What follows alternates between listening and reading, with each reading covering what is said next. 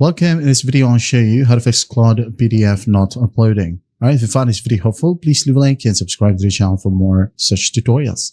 Now, first fix here, you gotta find your PDF file. So for example, this one is your PDF file. Now make sure that the title is only written using A to Z and then 0 to 9 numbers. No special characters, alright?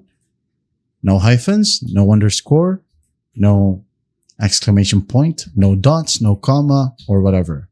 Now, if you do have a file or a PDF that got multiple spaces, all right, for now, try to at least remove the spaces and keep it to one word, just like so.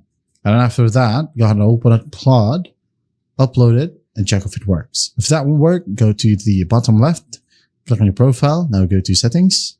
Here we have capabilities in the left panel. Scroll all the way down and find code execution and file creation. Disable this feature. Once disabled, close this one, upload the file and check if it works. If that still won't work, click on the 3 dots right here on your browser or 3 horizontal lines. Go to settings. Just find privacy and security. I gotta find third-party cookies. In here, scroll down a bit and find see all site data and permissions. And just find Claude AI and Claude.com if it's available. All right.